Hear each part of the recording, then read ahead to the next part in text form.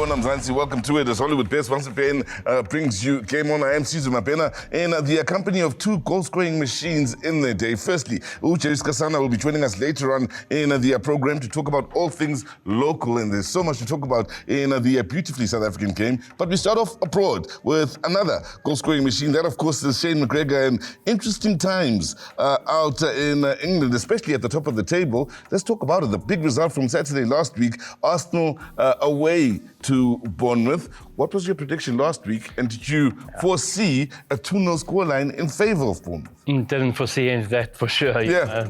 When you look at that game, you don't expect to have a sending off so early in the game. 30 minutes in, sending off, I thought it was a little bit harsh, to be honest. But, at the end of the day, it's the law. Good send-off. Arsenal, the one thing that's worrying me about them now is the discipline. Yeah, I was going to mention the discipline. That's 3 games now that they've had players sent off, So that, for me, is a big worry, that the discipline's not there. I was quite happy, to be very honest, because not just did Arsenal drop points, but they lose their centre-back for this coming weekend. So I'm happy. Big loss for them. And of course now 4 points off the top of the table. Tell you what, there was interesting times out in London, one London side losing and Arsenal away from home. But Tottenham and West Ham, 4-1 win in favour of Tottenham. Is this their biggest statement of the season so far? Yeah, that is a statement. But, they've welcomed back a couple of players. Song was back in, 1 or 2 more. So made a bit of difference. They're still blowing hot and cold, So that's my big worry with them. They're not consistent enough. They're not getting result after result after result. 1 week they're brilliant, the next week they're terrible. So you never know which Spurs team is going to arrive. I mean, as a Spurs supporter now, I'll be so confused because 1 week you're brilliant, the next week you just average, So he's got to get the consistency there. Until then, you've got to be very careful. Another one is Chelsea, exactly the same. But before we get to Chelsea, and that's something we're talking about, of course, in a short while, Villa away to Fulham. Again, another game happening in London. And Villa staying on the same number of points as Arsenal. Again, 4 points off the top. They're impressing in the early start of the campaign here. Yeah, and I said to you last week, remember this game, this is a difficult one to call because Fulham were playing well. Villa got the results, which is a good thing. Playing well, they gain well at the moment. So, the one thing that's gonna disrupt them is Europe. Because they are in Europe, so they play in Europe, and how they balance that? How do you balance it with a squad? You don't have a huge squad as such, so it's a balancing act that you got to get right.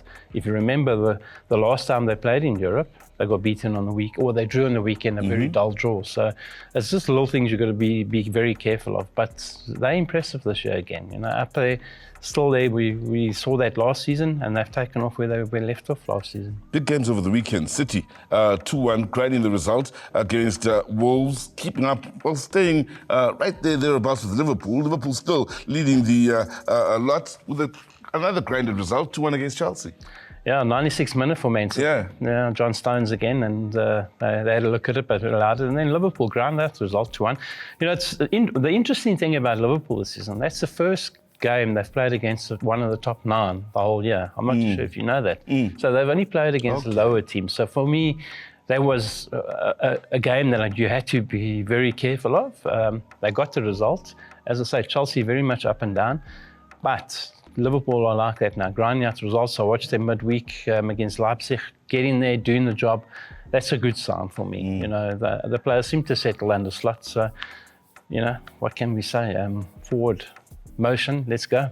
And of course, today, tomorrow, interesting games. Let's start with the big one happening, the very last game of the weekend. Of course, Arsenal-Liverpool. You said good news for Liverpool fans with the red card for Arsenal, but still home game for Arsenal and a threat for Liverpool.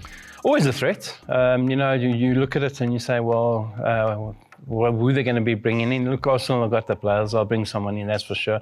He will be missed. He's the captain. He was playing well.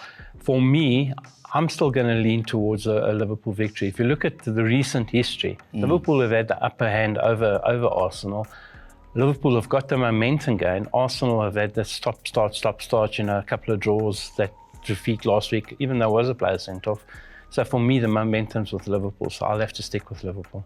Southampton lost 3-2 to Leicester in the game between the new kids on the block, so to speak. Their way to Manchester City, struggling so far, second from the bottom. How do you see them faring in Manchester this time. They're going to be staying exactly where they are. Yeah. I can't see anything but a Man City result there. You know, they can't get anything wrong. You know, Southampton are struggling. They need to bring players in. They haven't got the budget. I can't go with them until they start turning it around, and at the moment they're not. With Arsenal playing Liverpool and one of those sides running the risk of potentially losing points, big game is for Aston Villa here. They're up against Bournemouth for the 4 o'clock kickoff today. Bournemouth going to come into this game with full guns blazing, you know, after their 2-0 victory. You must remember what I said. Villa played on a Thursday, so it's always a difficult one when you got that tie. For me, I think this is going to be a draw. I really do think it'll be a draw.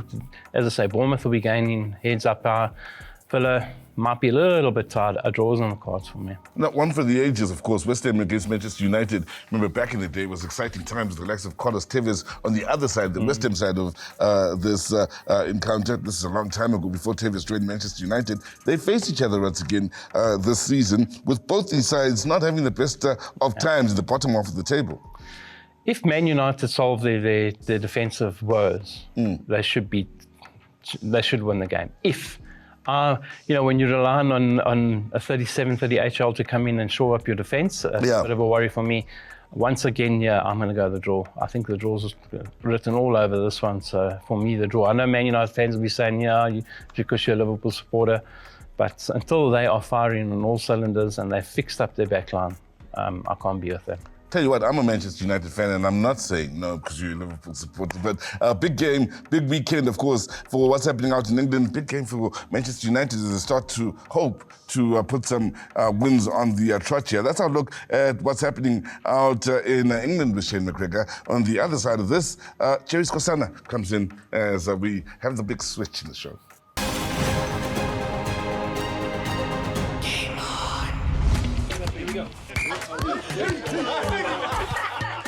Check these guys.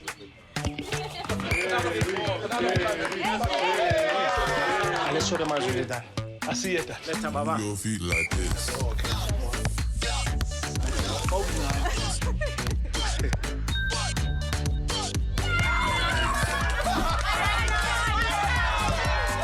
Let's see how you play. Your feet like this.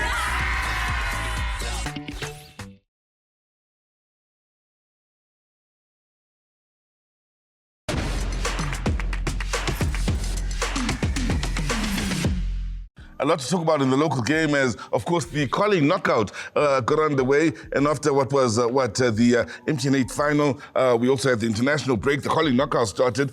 And we've gotten back to the Betway Premiership. There's lots to talk about with Jerry Skosana, starting with the Carling knockout. Defending champions, Stellenbosch, go off to AmaZulu. First off, they have a near-perfect game. Stellenbosch, AmaZulu present a bit of a fight back, but Stellenbosch have walked away 2-1 winners with their game. Thanks, Cesar. I think I can give credit to AmaZulu, especially the co-coaches. Yeah. You know, in Arthur and Vilagazi. I've seen a rejuvenated AmaZulu. I think if they can keep it like that, because I was expecting a heavy score. Yeah. Because remember, in Durban, it's more like any venue, it's the area of Stellenbosch, because they've gone to Moses Mabhida. So anything around there, the atmosphere, the weather-wise, they accustomed to it. Yes. So I think AmaZulu did well, even though they lost 2-1. But look, I give credit to the guys that are coming in, and I hope it was not just for that game. It will just something that they will continue with in the Betway, so that AmaZulu get away from where they are now at the bottom of the log. So Saturday starts. The 3 o'clock kickoff is the biggest game in the history of Makesi. Their first cup game in the top flight of South African football. Their first game at the Orlando Stadium. First half, they score 3, they're leading 3-0. They have to hold off Pirates. Pirates are fighting back, but Makesi make history, they win 3-2.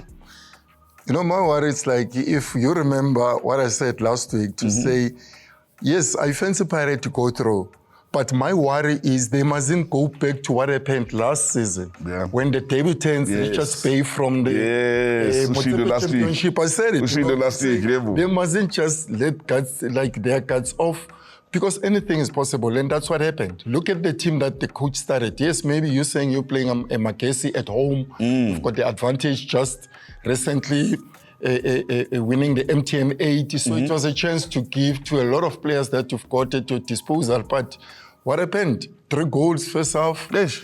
And when he started bringing quality players, it was late. Yeah. It was late. But yeah, well, it was a good fight back. Unfortunately, it was just a 3-2 loss to Pirates. But I think this will open up. Because now the history says, you look at back then, you know, when they lost to, I think, to a technical team from Kwakwa. Yeah, but from the Free State, I remember. The Free State, remember? So Yeah. I think Pirates needs to learn that lesson.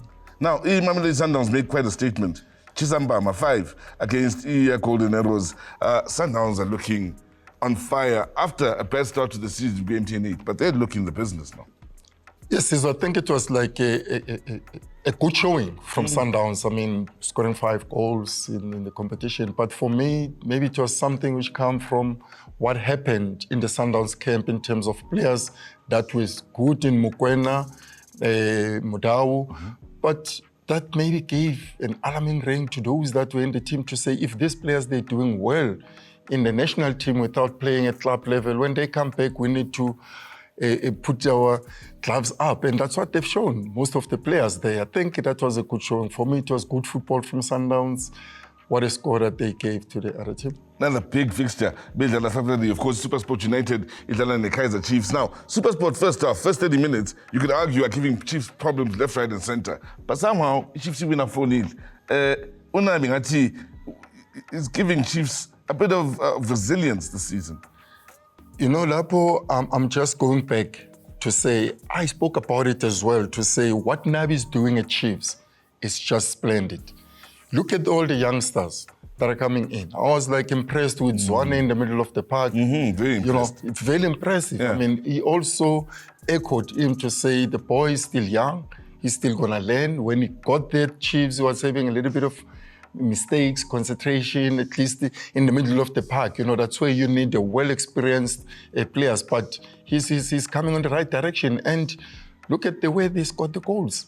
I mean, that was lovely. For me, I think Chiefs, anywhere they play, it's home. Yeah. Look at the stadium, look at the atmosphere. That was just fantastic. Speaking about goals, I mean, Marumo Gallants, the Polokwane City, 5 goals. Cape Town City, Shai Royale, 3-0. We've already discussed the 5-0 Sundowns, the 3-2 Macca's in the Pirates, the 4-0 Pirates. Then Sunday, 1-0, yes, ETS Galaxy over Chipper United, Richards Bay over Skukuni United, but goals here, and none of these games going to penalties. It was an exciting start to the Culling knockout, yeah.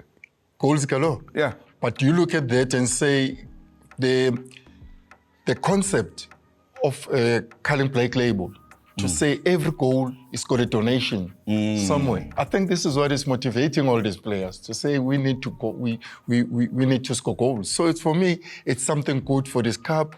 But yes, of course, you look at the players' performance, man of the match. 100K. And the fans voting. The fans, they've got something to earn. So I think this is like a good cup where everybody is involved. That's why maybe it's just so exciting how many goals they've scored. Wow. Now, things get more interesting in the last 8 draw. Kaizer Chiefs, Mamelodi Sundowns. It's the one everyone was hoping for. We get it early with the cup competition. When the draw was made, I thought, oh, there goes the final. That's why I get to get it early, man. Yeah, sure. The quarterfinal. But look, when you look at like the seeding, that's where you thought Chiefs might get hold of Sundowns, and that's what happened. You know, because Chiefs were seeded out of the top 8 from last season. Sundowns were obviously the champions. So I think in terms of the seeding, Chiefs are on the other pot, Sundowns on the other pot. Other teams got to get each other, but Chiefs and Sundowns. But for me, it's going to be a good game as well. We have to talk about the defending champion, Stellenbosch, away to Marumo Gallants, who, this is now, but they've got a chance here to get some momentum in Marumo Gallants. How do you see them against Stellenbosch, who made changes in their game? 5 going into the game your weekend, but still looked good, Stellenbosch. You know, somehow at this time, you get confused as like a supporter or a football follower to say which team is it going to play. Because most of the team, there is no consistency in terms of the players. You know, there is a big changing within. So somewhere, somehow, you say if the team lose, you're going to see a different team. And that's what it's happening now. But for Stellenbosch and Marumo Gallants, I think Stellenbosch should walk away with this one. So, in the other games to look forward to, as far as the last date, of course, Richards Bay, idlala ne Cape Town City, ne TS Galaxy, idlala ne Mackenzie. So, we take a short ad break. Masbuya, we discuss the return of PSL Action. Namchara.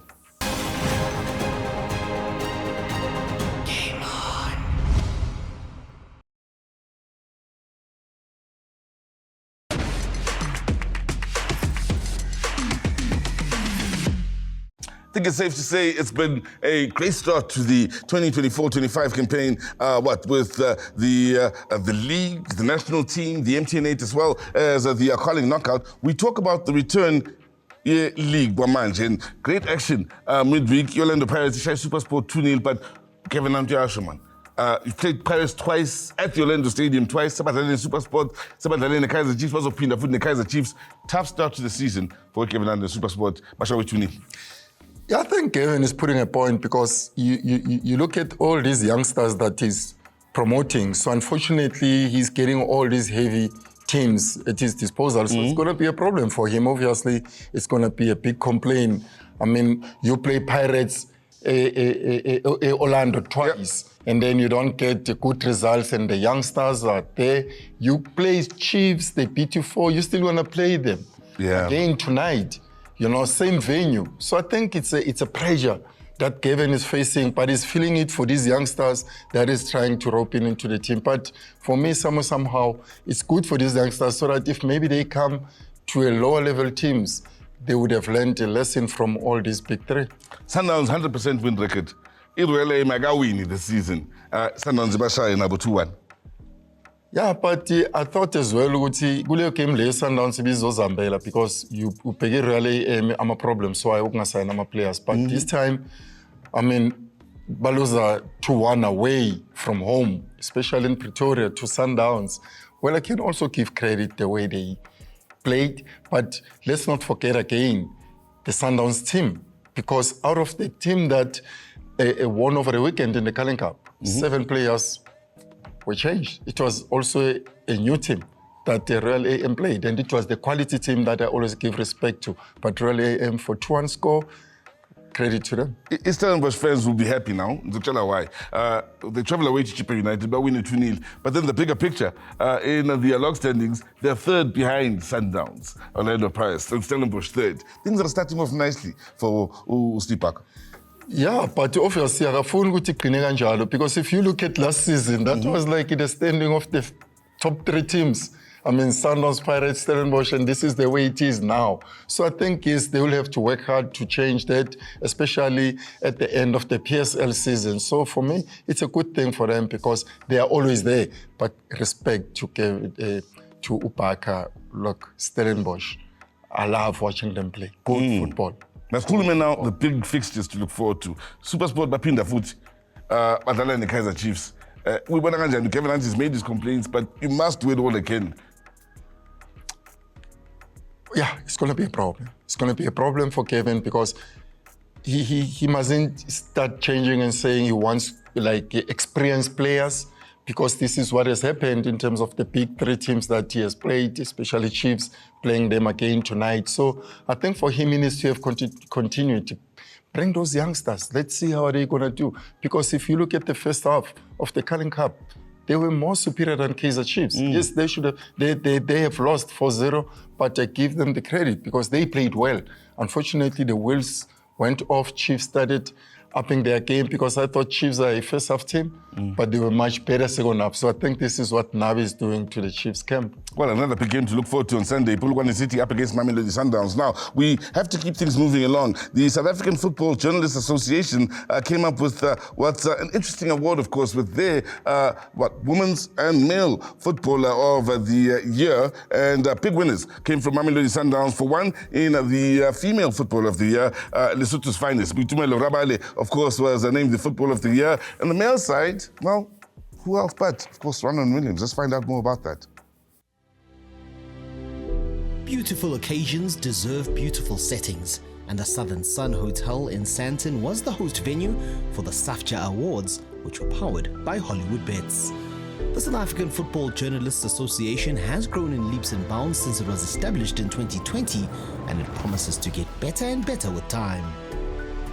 Our involvement here is obviously as the headline sponsor of the South African Football Journalists Association Awards. And part of our involvement is to make sure that we empower the voice of South African football journalists by making sure that we sponsor these awards, which help them reach out to the community that they speak about every week. So one of our mantras as Hollywoodbets is that we're not doing what's fashionable, but we do what's right. So it's right for us to be involved in an association that has organized South African football journalists. And I think it's the only organized formation of South African football or of journalists across the African continent, which speaks volumes to the spirit of South Africans to be able to come together and to form one voice and to speak and to sing from the same hymn sheet. It is one of those big days for football, because journalism, we know the importance of it, especially covering the whole spectrum of football. And also, like, we've seen the work that the Bomazola, the Lorenzo, all these guys have done, and to get such a recognition, I think it only gives them just a little bit of energy to be able to do more, cover more scoops and more stories. And lately now, football scoops have become so interesting. It becomes something that people are looking forward to. And these are the guys that are doing a great job. And for Hollywoodbets to partner with them for 4 years, it will give them this type of opportunity to recognize. I think it's a great thing. The big award winner on the day was Mazola Molefe, whose groundbreaking work saw him being named as the SAFJA Journalist of the Year for a second time running, an award he was extremely proud to retain. Ronan Williams and Boitumelo Rabale won the Player of the Year award in the respective men's and women's categories. It's always so emotional to be recognized by the people that you see on a daily basis, you are on the ground with, you share story ideas. So when they see the work that you're doing, and 2 years in a row, they appreciate you for it. It'll be one of the pinnacle moments in my career. Because last season in Pitile, so I finally got it this year.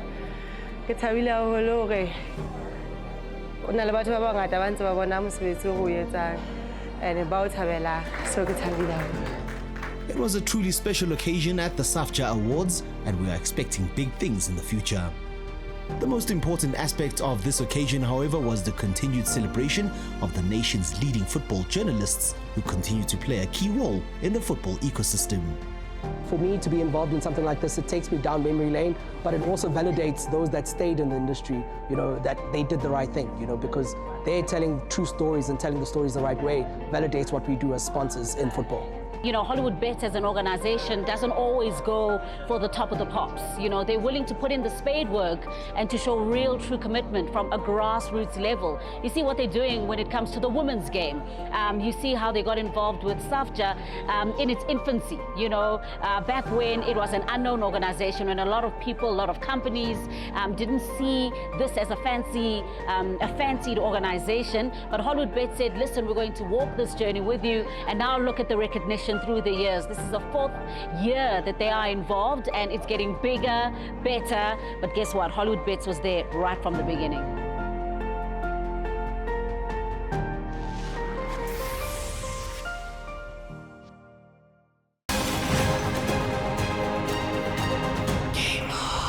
So, congratulations, of course, to Lesotho's finest, Boitumelo Rabale, as well as Ronan Williams, South Africa's finest. And we'd like to take the time here on GameON to thank, firstly, Cherisco Sana, as well as Shane McGregor. And thank you at home for taking the time to join us. From myself, Susan Mapena, and the rest of the team that is behind the scenes, click, bang, until next week.